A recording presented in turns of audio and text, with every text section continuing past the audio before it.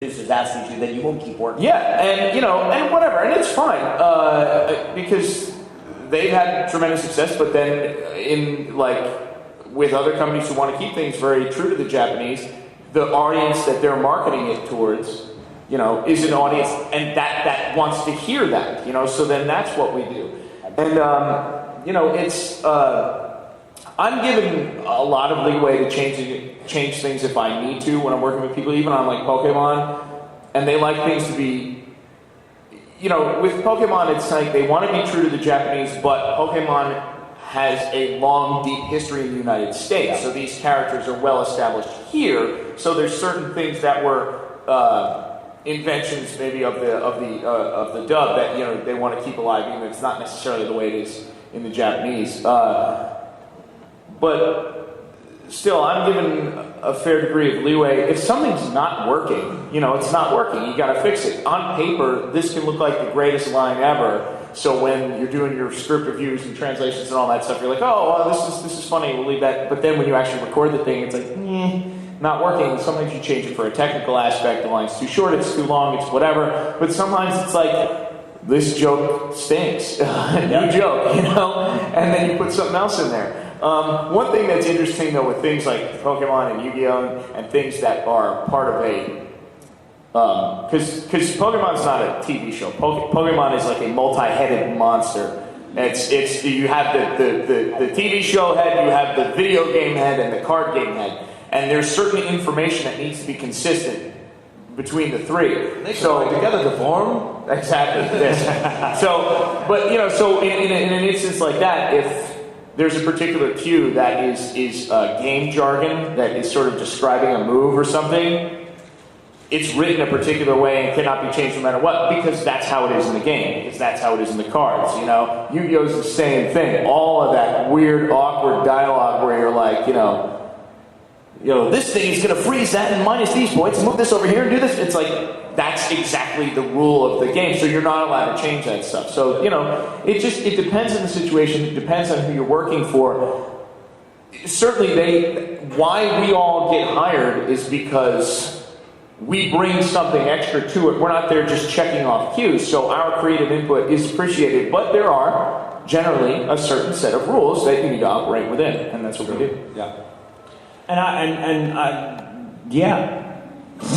Awesome answer. Next question. Well said. Well, to add to that, part of the question I heard was how a director goes about, knowing how to get the right performance out of a given actor. And I'd like to speak to that for a moment, because in my experience, I find that in the role of director, the director, in a sense, is an actor.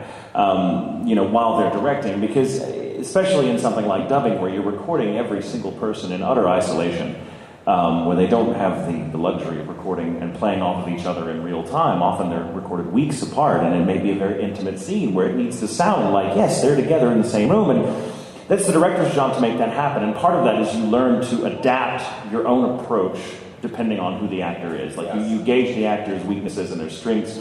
That means on some actors you might be, if it's a very vulnerable role or a very vulnerable scene, I tend to be very humorous with it just to lighten it up so that they're more comfortable. And that tends to, again, the trust issue that they brought up, that you have to have that trust. And they spoke earlier to this idea of some directors, and I don't agree with this approach, have a very specific read in mind for every single piece of dialogue. And there are some brilliant directors that they're absolutely right, but they're also very rare. A lot of directors, I think, and this was my own problem going into it, the first show I directed, it was really, really difficult to let go of what I thought was right and, not get so bogged down in the minutiae of my own vision that I left the actor no elbow room to contribute. So I came to I started getting away from the idea of the perfect read, and my own approach was to often explain to the actor, this is how I think the audience should feel, and try to do that, and just sort of trust the actor's instincts to guide them into a read that will respond to that direction. And which means as a director, I leave myself open to being surprised. I love when an actor surprises me. If you give them that freedom, a good actor will do it every time and bring something to the table that will actually inspire you to be like, wow, I didn't think about bringing that up. That's a really interesting read. That brings out a subtext I hadn't even considered. We can take this scene in a whole different direction now. And again, you know, the emphasis is on the fact that it is collaborative. Yeah. So no one person has the final say on any of it. You should feel like a team. If you don't, somebody's doing something wrong. And to add to that, a good friend of mine, Stuart Offshore, who's a Broadway producer, gave me one of those profound thoughts about directing. He said, you know, because it's collaborative art, your goal as a director should always be the best idea wins. Mm-hmm. But as the director, the final say? No, you have to be aware that you are not the only person with good ideas, and you have to be the final arbiter of what is going to work. Right. And that means you get anything that could work, and then you have to call down. And that way you get everyone working at their creative best. And I've always loved that philosophy for directors. Yeah, definitely. Right. It is. That was a long answer to one question. You know, well, the other another one about actors, the different actors is, you know, Tom and I have talked about this a lot. Sometimes you get some actors in there that are very self-directing, meaning you don't got to say much; they're just awesome. I like those actors quite a bit, and then sometimes, though, I can say this: one of the first actresses I ever worked with, who is now deceased. And I miss her. She was not an anime voice actress. She was a commercial voice actress. And I had to direct the living snot out of her, but she committed and worked so hard, and she almost didn't get the part, and then she did. And it was her first anime role, and after our first volume, she had a mysterious illness and died. And but she was still great, because even though I had to direct the snot out of her, she never gave up. And it wasn't because she was fighting me. She was just wrapping her head around this new deal. So there's some actors you have to really direct hard, and it's really difficult and they're frustrating, but they have a good voice and they give you good stuff. And then you have somebody like Stephanie, who was just so earnest about trying, and it was a new role and it was a new kind of acting for her. And then you have actors like Tom, who I think is a very self-directing actor. Anytime I've ever had to direct him, I'm just like, go. And well, that's the other thing. It's the prep. It's like that's with actors who have experience. It's like let me give you everything that you need to know. So now just go and be this person. Yes, absolutely. Yeah. So who's got another question? Take the question. Somebody. Well, let's say we're up front here. Okay. Benefits and challenges of directing yourself. Yeah. All right. Well, let's start on this end. We're done. I've had to direct myself in a couple of roles, and to be perfectly honest, I don't like doing it. Sometimes, you know, you have to because circumstances are just such that, you know, whatever. I'll bring up an example. In Romeo x Juliet, I played William, who is not that big of a part, and I did not cast myself in that role. It was my co-director said, "No, you've got this part. You're taking it," and that's all there is to it. There's no argument, and so I was like, well, I can't disagree with you, I guess. Okay, we need to fill this. So I played it, and on the contracts or the episodes that I worked on alone, it was extremely difficult because I was never happy with the take. I'd get like 8-9 takes of everything I did. I'm like, why do I suck for me? Why can I not do this? And but again, I had to. There was just no choice. It was just the way things played out. In that instance, and I'd like to take this opportunity to segue into something, a wonderful... A musical! We'll swing in Swedish to each other.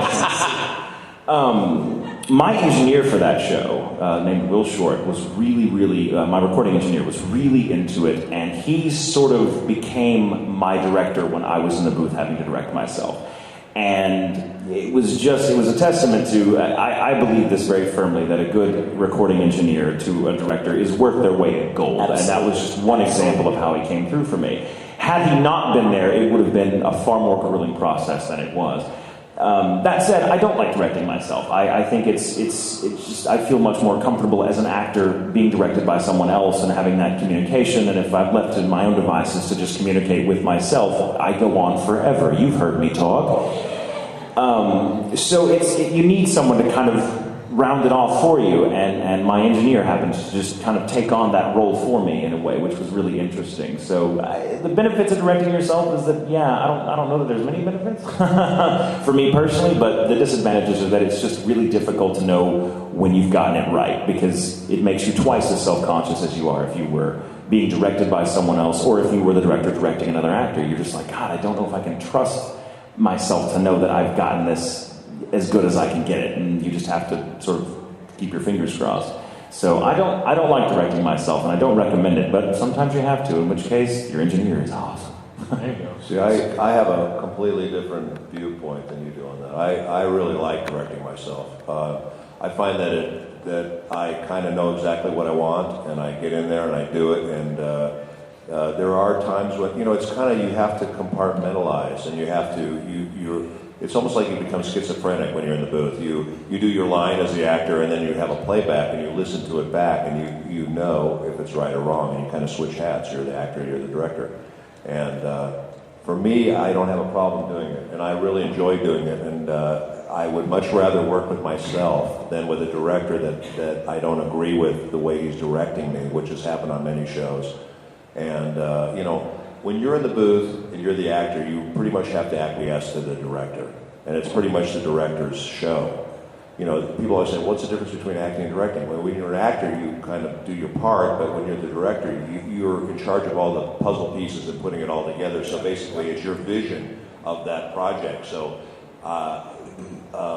for me, it makes it nice, and it's kind of convenient sometimes when the actors can't show up, or someone's late, or something happens, and you can jump in the booth and do work on your part, or and. There is that thing about the scheduling is great. Yeah, I would say that's the biggest great advantage. Is the scheduling. But you're right about the third eye or the third ear in this case. But sometimes you don't have that. But I think I've kind of done this a long time, and I've kind of trained myself to do it, so I don't have a problem doing it, and I actually enjoy doing it myself. So See, and I'm sorry. You look like you were about to say something. It's cool. I was just going to say, because I'm the exact opposite of Richard, and I've talked about this before. Because of my theater background, and I come from a really hardcore theater background, and I would never direct myself on stage. I never would. I don't think I would on stage. And that's my whole training base. I may step in and do a 3 or 4 line bit part. But in Xenosaga, my producer insisted that I play Jen. He's like, "You're the only actor we have who's right for Jen." You just want to hurt me with that, don't you? No. But my point was... I did Ziggurat 8 in the games, and we recorded them in Los Angeles. Thank you. And Chris did them in Texas, and I tried to get word out to him that I was very interested in wanting to do the part in your series. And he actually thought word had reached us, and we were just ignoring it. And the person that he had asked to let us know never told anyone at the studio. Yeah. And then I heard that he was upset, and I was like, because I would love to have had it. I really would have. Really? That's not what you told me. No, but I'm of the school, I won't direct myself. On that show, when my producer insisted I play that role, then I insisted my producer come in and direct me.